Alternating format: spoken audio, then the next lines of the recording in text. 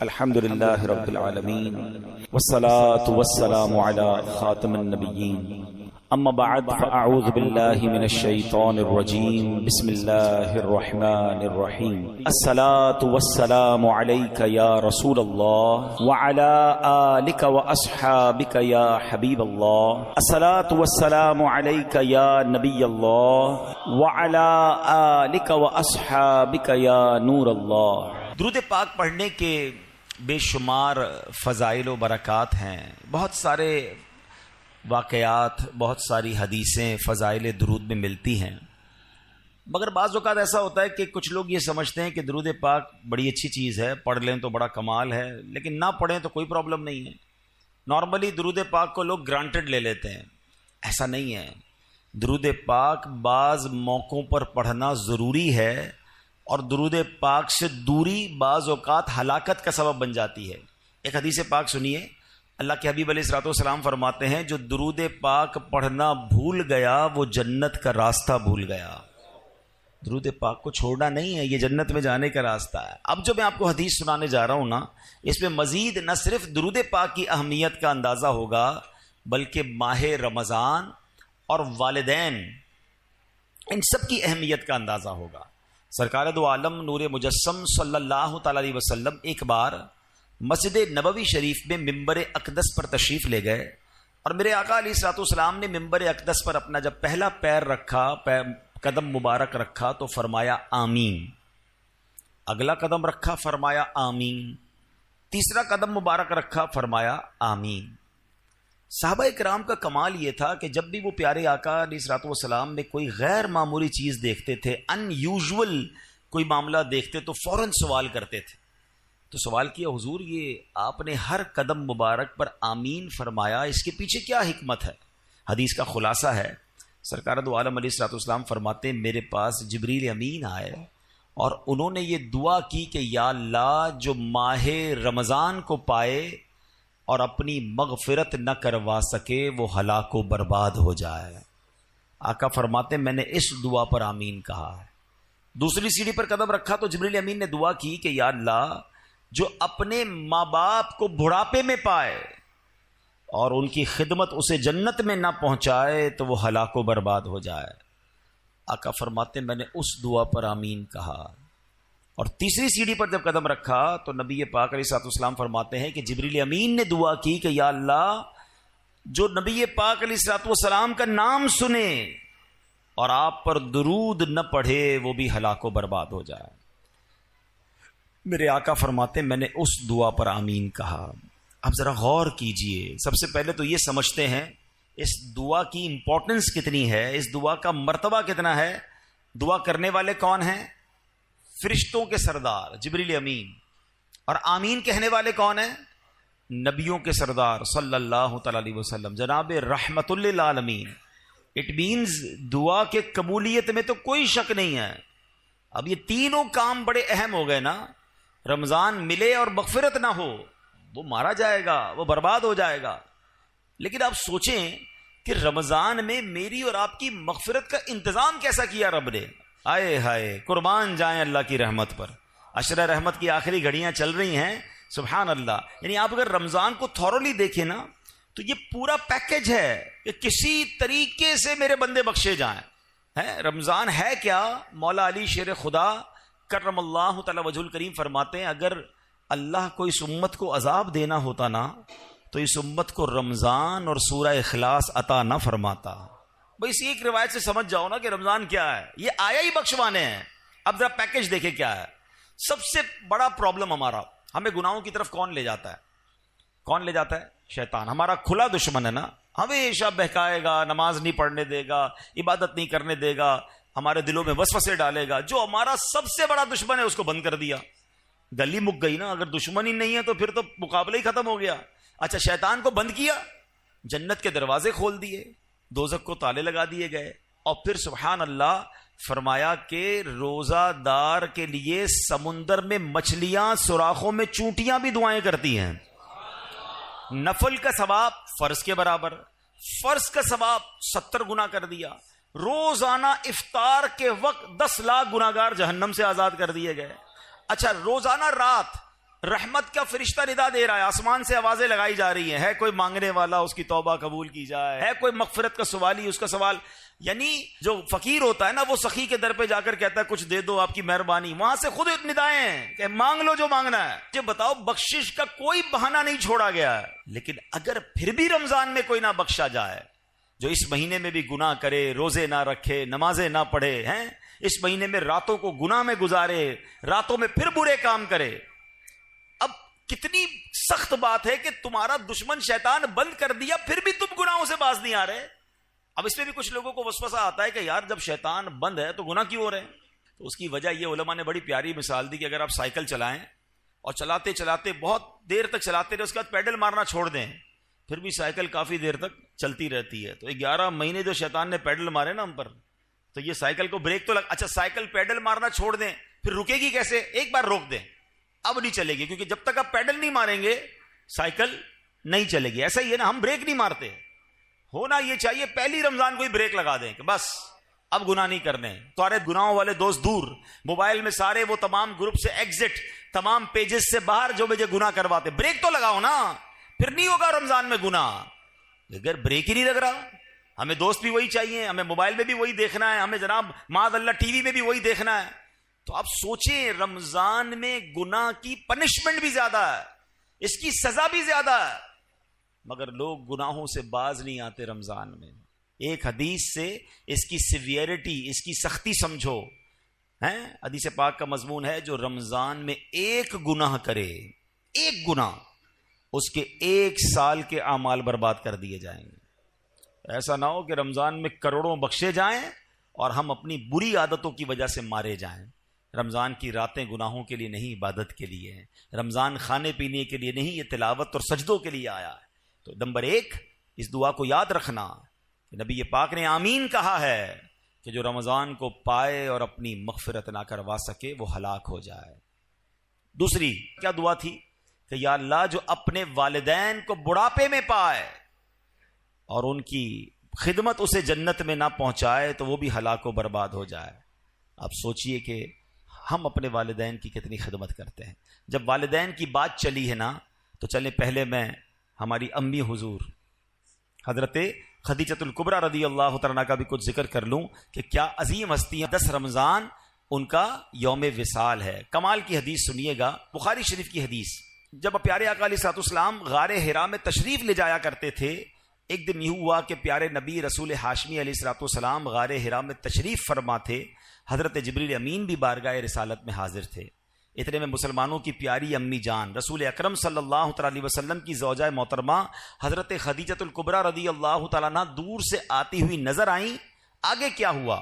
بخاری شریف کی حدیث سے پاک سنیے کہ صحابی رسول حضرت ابو ہریرہ رضی اللہ تعالیٰ عنہ فرماتے ہیں حضرت جبریل امین نے خدیجۃ الکبریٰ رضی اللہ تعالیٰ عنہ کو دیکھا تو عرض کیا یا رسول اللہ صلی اللہ تعالی علیہ وسلم، یہ خدیجہ آ رہی ہیں، ان کے پاس برتن ہے جس میں کھانا ہے، جب وہ آپ کے پاس پہنچ جائیں تو انہیں اللہ پاک کا بھی سلام دیجئے، میرا بھی سلام کہیے، اور انہیں یہ خوشخبری سنا دیجئے کہ جنت میں ان کے لیے اندر سے خالی یعنی خولدار موتیوں سے بنا ہوا گھر ہے جس میں نہ کوئی شور ہے نہ کوئی تکلیف ہے. اللہ کا سلام، جبریل امین کا سلام اور جنت میں گھر کی بشارت. جب حضرت خدیجہ نبی پاک کے پاس پہنچی تو پیارے آقا علیہ الصلوۃ والسلام نے فرمایا اللہ پاک اور حضرت جبریل نے تمہیں سلام کہا ہے. تو اس کا جواب دیتے ہوئے حضرت خدیجہ نے کیا کہا؟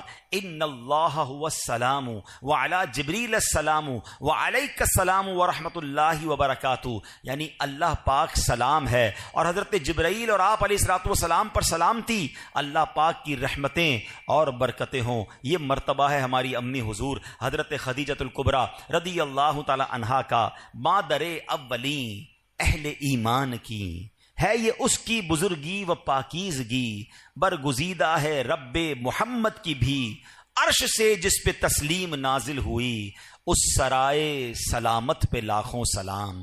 اس کا جبریل ملحوظ رکھے ادب، جنتی گوہریں گھر اسے بخش رب، کوئی تکلیف اس میں نہ شور و شغب، منزل من قصب لا نصب لا صخب، ایسے کو شک کی زینت پہ لاکھوں سلام. سبحان اللہ. حضرت خدیجہ کا مرتبہ آپ کا کچھ تعارف بھی سن لیتے ہیں. سبحان اللہ، آپ رضی اللہ تعالیٰ عنہ کی کیا شان ہے. آپ کی کنیت ام قاسم ہے. آپ کا سب سے مشہور لقب الکبریٰ ہے. آپ بہت پاک باز، بہت باہمت، بلند حوصلہ، باعزت، اعلیٰ نسب رکھنے والی اور نہایت عقل مند خاتون تھیں. آپ کے اعلیٰ اوصاف و کمالات کی کیا شان ہے کہ زمانہ جاہلیت میں بھی آپ کو طاہرہ یعنی پاکیزہ خاتون اور سیدتو قریش یعنی قریش کی سردار خاتون کے لقب سے پکارا جاتا تھا. اسلام کا اعلان نہیں ہوا، اس سے پہلے کی بات ہو رہی ہے. حضرت خدیجہ کا ایک بڑا پیارا لقب صدیقہ بھی ہے. نبی پاک علیہ الصلوۃ والسلام نے فرمایا ہذہ صدیقۃ امتی، یعنی یہ میری امت کی صدیقہ ہیں. ایک اور خوبصورت بات کہ پیارے آقا کے 7 اولاد ہوئیں. یاد رکھیے گا 7 بچے ہیں نبی پاک علیہ الصلوۃ والسلام کے. 4 شہزادیاں، حضرت زینب، حضرت رقیہ، حضرت ام کلثوم اور بی بی فاطمہ رضی اللہ تعالی عنہن، اور 3 شہزادے حضرت قاسم، حضرت عبداللہ اور حضرت ابراہیم. ان میں سے صرف حضرت ابراہیم جو تھے وہ حضرت ماریہ قبطیہ رضی اللہ تعالیٰ عنہ کے شہزادے ہیں. باقی ساری اولاد نبی پاک علیہ الصلوۃ والسلام کی وہ حضرت خدیجہ رضی اللہ تعالیٰ عنہ سے ہے. یہ یاد رہے. ایک اور خوبصورت بات کہ جب نبی پاک علیہ الصلوۃ والسلام نے ان سے نکاح فرمایا، پیارے آقا کی عمر مبارک 25 سال تھی، اور جب تک بی خدیجہ دنیا میں ظاہری حیات میں رہیں، میرے آقا علیہ الصلوۃ والسلام نے کسی اور سے نکاح نہیں کیا. اور ایک اور شاندار بات کہ تمام دنیا کے سیدوں کی، حسنی حسینی سیدوں کی جو نانی جان ہیں وہ حضرت خدیجۃ الکبریٰ رضی اللہ تعالیٰ. 65 سال کی عمر میں 10 رمضان المبارک 10 سن نبوی آپ کا وصال مکہ مکرمہ میں ہوا. آج بھی آپ کا مزار جنت المعالی مکہ مکرمہ میں موجود ہے. اللہ کریم تربت حضرت خدیجہ پر اپنی کروڑوں رحمتوں کی بارش نازل فرمائے اور ہم سب کو ان کے فیضان سے مالا مال فرمائے. آپ ایک رول ماڈل ہیں. پیارے آقا علیہ الصلوۃ والسلام کی زندگی کا جو سب سے ٹف ٹائم تھا نا، وہ اسلام کا جب اعلان ہوا تھا. اس سے پہلے تو لوگ بڑا پیار کرتے تھے نا، آپ کو صادق اور امین کہتے تھے، مگر جب نبی پاک نے اعلان نبوت کیا تو اس کے بعد اپنے پرائے ہو گئے، جان کے دشمن ہو گئے. مگر آپ کی زوجہ حضرت خدیجہ نے جو نبی پاک کو حوصلہ دیا، جو آپ کا ساتھ دیا. پیارے آقا علیہ الصلوۃ والسلام اپنی زندگی کے حیات طیبہ کے آخری لمحات تک حضرت خدیجہ کو یاد کرتے تھے کہ خدیجہ نے مجھے اس وقت ساتھ دیا جب میرا کوئی ساتھ دینے والا نہیں تھا. تو یہ بات سیکھنی چاہیے ہماری ماؤں بہنوں کو کہ اگر گھر میں مرد کسی مشکل میں ہے، پریشانی میں ہے، تو ہمیں اس کا ساتھ دینا ہے، تانے نہیں دینے، ٹینشن نہیں دینی ہے. اور یاد رکھیں میری وہ بہنیں اور مائیں جو مشکل وقت میں اپنے شوہر کا، اپنے بھائی کا، اپنے والد کا ساتھ دیتی ہیں، وہ اللہ انہیں سکھ کے دن ضرور دکھاتا ہے. اور جو ہم نے سنا حدیث، پھر آتے اس دعا کی طرف، حضرت جبریل نے دعا کی کہ جو اپنے ماں باپ کو بڑھاپے میں پائے اور مغفرت نہ کروا سکے وہ ہلاک ہو جائے. تو اس سے سوچنا یہ ہے، اس سے سمجھنا یہ ہے کہ ماں باپ کی کتنی خدمت کرنی ہے، ماں باپ کی کتنی دعائیں لینی ہیں. میں آج ایک تحدیث نعمت کے لیے، شاید کسی کو یہ بات ترغیب کے لیے مل جائے، اس لیے بیان کرنے جا رہا ہوں. میرے ابو جان تقریباً 30 محرم کو آپ کا وصال ہوا. اللہ پاک ان کی بے حساب مغفرت فرمائے. ہمیں یہ ضرور اطمینان ہے کہ محرم کے اسی مہینے میں عاشورے میں انہوں نے عمرہ بھی کیا تھا، اور حدیث پاک ہے کہ ایک عمرہ دوسرے عمرے تک گناہوں کا کفارہ ہے. والد صاحب نماز کے لیے گھر سے نکلے تھے اور راستے میں چوٹ لگی، اور اسی چوٹ سے وہ پھر دنیا سے چلے گئے، واپس نہ آ سکے. تو جو راہ خدا میں نکلتا ہے، اللہ پاک اس کو، اس سے اچھی کیا موت ہوگی کہ نماز کی حالت میں وہ تشریف لے گئے. لیکن میں نے یہ سوچا کہ ماں باپ تو چلے گئے، اگر ماں باپ حیات ہوتے تو ہم ان کے ساتھ کوئی افطار تو کرتے نا، ان کی کوئی افطار کی دعوت تو کرتے.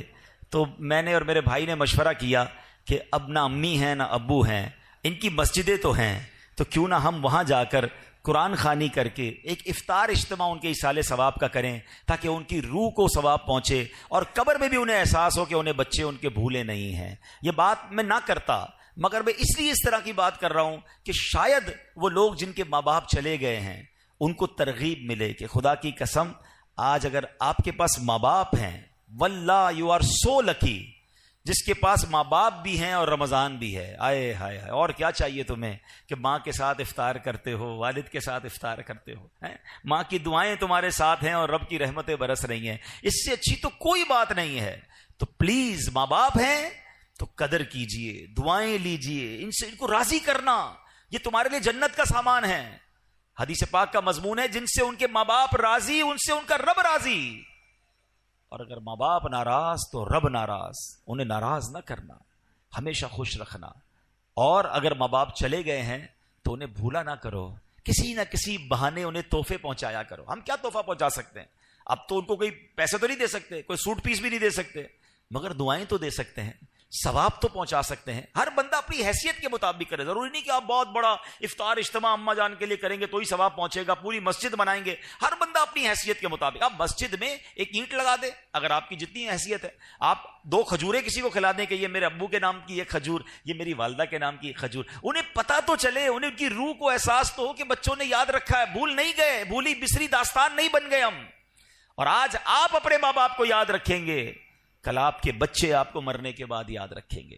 تو یہ سلسلہ آگے بڑھنا چاہیے۔ ماں باپ کی وجہ سے ہم جو کچھ ہیں آج ہیں، اللہ جو ہمیں عطائیں فرما رہا ہے، انہوں نے دن رات ہمارے لیے دعائیں کی ہیں، تو ہمیں ان کی قبر میں انہیں راحت پہنچانی چاہیے، وقتاً فوقتاً انہیں تحفے بھجوانے چاہیے۔ عید آتی تھی تو ماں کو سوٹ پیس دیتے تھے نا، ماں کو تحفہ دیتے تھے، اب نہیں دے پا رہے تو کوئی مسجد میں صدقہ جاریہ والا کام کر کے امی کو ثواب پہنچا دیں، کسی غریب کا بھلا کر دیں، نیت یہ کریں کہ میں اپنے ماں باپ کے لیے کر رہا ہوں۔ آپ کو پتہ ہے ماں باپ کے لیے ایصال ثواب کرنا کتنی بڑی نعمت ہے؟